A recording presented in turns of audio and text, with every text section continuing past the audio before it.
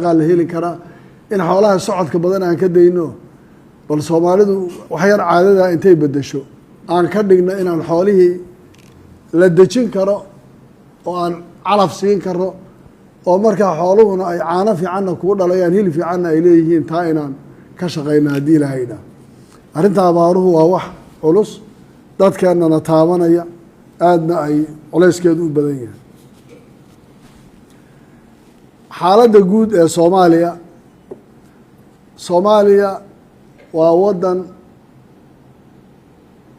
burbur iyo qalalaase iyo dhibaato daakhiliya iyo mid dibadda khaarijiga labaduba ay saameyn ku yeesheen oo ay aada u burburiyeen xaaladda maanta aan ku jirnana waxaad moodaa sidii dowladdii dhexe ay u burburtay maalin walba maalinta ka dambeysa xaaladda Soomaaliya markaas tiraa way ka soo reynaysaaba waxay gelaysaa xaalad kale oo iska sii adag Jubbaland ilaa xilligii la aasaasay waxay u taagnayd midnimada Soomaaliya qarannimadeeda inay qayb ka ahaato bal dowlad dhiska Soomaaliya sidii uu u soo noqon lahaa at least meel loo gaari lahaa taasay Jubbaland bayso ahayd marnana kama aanan gorgortamin wax midnimada Soomaaliya ku saabsan waliba waxaan isku dayeynay wax badan inaan ku ixtiraamayno dowladda dhexe shaqada ay leedahay inay qabato ay fuliso waxaa maalmahan aada u badan khilaafaadka siyaasiga iyo kuwa kale Somaliland cabashay muddo badan ka hadlayeen waxay sheeganayaan in duruufo hore iyo dhibaato soo gaadha ay jirto laakiin waxaan odhan lahaa Somaliland meeshaad ka raadinaysaan idinkama jirto baahidiina iyo waxaad u baahan tihiin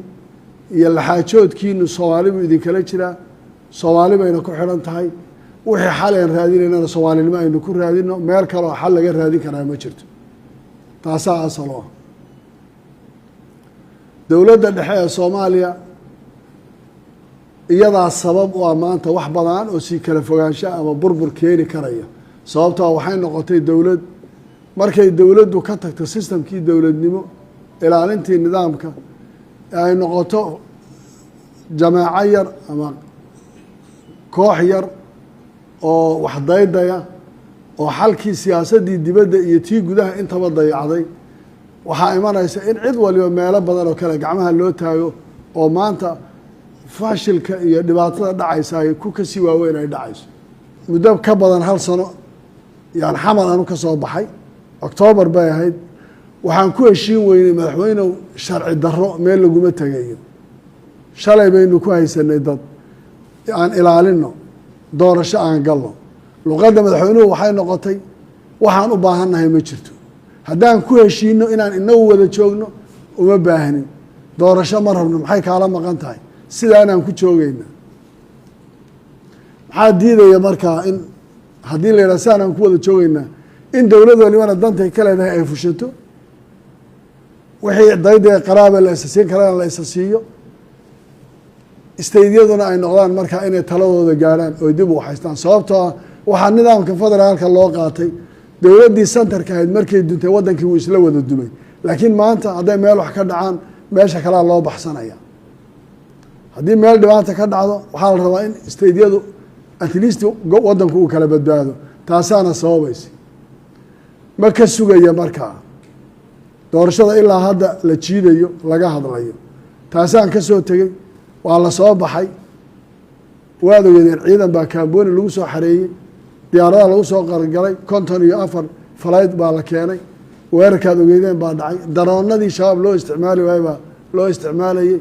burburka aragteen iyo dhibaatada aragteen baa la geystay maanta waa kas kama ma aha wixii Soomaaliya ka halaaba gacanta Xasan Sheekh bay ku halaabaysa shir baan halkan ku qabanay waxaa ka horeeyay Xasan Sheekh baa halkan yimid dowladdu soo dirsaday waana soo nimid kaliya wuxuu ugula hadlay waxay noqotay aan israacno meeshii ku noqo maxaad u baahan tahay dadkii soo dhaweeyey reer Jubbaland madaxweynihii kursiga ku fadhiyay buu ahaa aad bay u soo dhaweeyeen xataa shukran inuu yidhaahdo way ku adkaatay shir baan halkan ku qabanay golaa lagu sameeyey 20ka bisha ay muddadu sugaysaa hadday gaadho 20ka bisha intaa ka horeysa xasan shirki uu qaban waayo waxaan rabaa inaan go-aan markaa annagu isla qaadano haddaan xildhibaanadanadii u yeedhayno doorashadii aan bilaabayno sanadkii horeba halkanaa laga bilaaba ugu horreysay golahani uu sanadkiisii bilaabayo doorasho la qabanayo xasan aan la sugeyn hadduu diidana dee markay isteydyadu iyo dad waliba ay la soo baxaan xildhibaanadooda cidda uu ku haysanayo sharciyada uu ku haysanayo iyo dubaha aadan madoobe sax weeye waa ansax meesha la geynayo ma garanayo taas waa arrin adag oo aan la aqbali karaynin oo aanan intaa ka badan usii dulqaadan karaynin waan wada hadli doonaa golaha haddii intaa ka horeysa jawaab laga waayo waxaad ogaataan talada golaha inay ka iman doonto iyo cidda kale soomaaliyeed ee siyaasiyiinta stakeholderska ah wixii go-aanay markaa nala gudboona aan qaadan doono laakiin aniga aragtidayda axmed ahaan iyo sida ii muuqanaysa iima muuqato xasan sheekh caqliyadda uu ku fakerayaa inay noqonayso mid dowladnimo soomaaliya lagu badbaadinayo mid doorasho lagu qabanayo saa intii ani laygula hadlay ma dhacaysa intaas laakiin sida maanta ay ku socoto hadday noqoto dowladnimadii soomaaliya xamar baan u aqaanaa xamar baa dowlad ka ah haddaan iyada haysta meel kale ma noqonayo wax diidaya ma garanayo inaan anaguna wixii kaleen markaa qaban karna aan samayn sababtoo dowladnimada soomaaliya maanta lagama sugi karaya lama laha waayo aragnimo la-aan baa haysa lama laha waxaanaa ku samaynaysa waa xaalad adag oo noocaas oo kalea dowladaha ku jira arrinta soomaaliya waxaan rabaa inaan u sheego haddii doorasha ay dhici weydo xilligii loogu talagalay oo ayna hadda muuqanin waxaad ogaataan wax kasta oo xasan sheekh heshiisoo maanta lala galay xilligan inuu dhacsan yahay oo ayna soconayn cid kasta oo ka dambaysa oo xasan sheekh ka dambaysana heshiis kasta oo uu galay including dadka uu dhulka ka duminaya uu barakicinaya oo xaraashaya kuwa askarta oo reerahoodii banaanka keenayo in dib loogu noqonayo oo waxba ka jiri doonin inay cid waliba ogaato heshiisyada la gelayana dib looga fiirsado soomaaliya xilli xasaasi ay ku jirtaa cidda u turaysaay ha ka shaqayso in doorasho la qabto waddankani uu soo noqdo dowladnimadii lasoo dhisay saddexaad maanta waxay u muuqataa inay gacanta xasan sheekh ku burburayso dastuur baan leenahay sida shalay qoraalkii soo baxay ku jiray dastuurkaasi wax xaq noo siinayaan leenahay inta laga heshiinayo dastuur lagu midaysan yaho la dhammaystirayo oo aan ahayn sax weeye iyo waxaan la kala qarinayo dee iyadaa jubbaland xaq u leh dastuurkeeda iyo waxay heshiis gelaysa iyo waxaan samaynayno waa wax reer jubbaland u yaala maanta ciqaabta balfiiri garoomaha xidhan diyaaraduhu toos magaalo ilaa magaalo uma socon kara waa inay xamar u gudbaan doolow maamada ku xanuunsata waxaa loo qaadi mandheera loo soo qaadaya shabaab baa laga yaaba ama luuq baa loo qaadi shabaab baa dhexda u gelaya dhiba maxay ku mutaysteen maxaa dadkaasi ku waxaysanayaan maxaa lagu ciqaabayaa in dadka intaasoo cunaqabatayn iyo dhibaatadaas lagu sameeyo hawadii baa la siyaasadeeyey oo maanta soomaaliya aan odhan karaa mas-uuliyad hawada soomaaliya ma qaadi karto iska daa dekada inay ka hadashay hawadii baa lagu khasaaray dekada waxba laga weydiin maayo maxaa loogu xidhan yahay aan sidan yeelno beledxaa waad arkaysaan ciidan baan ka bixinay inaan dadkaa dhibaata soo gaadhin maalin walba dad shacbaa lagu gumaadaya dad baa loo soo diray sidan laaya war dowladdan oo wada daydaya xaggeen geynaa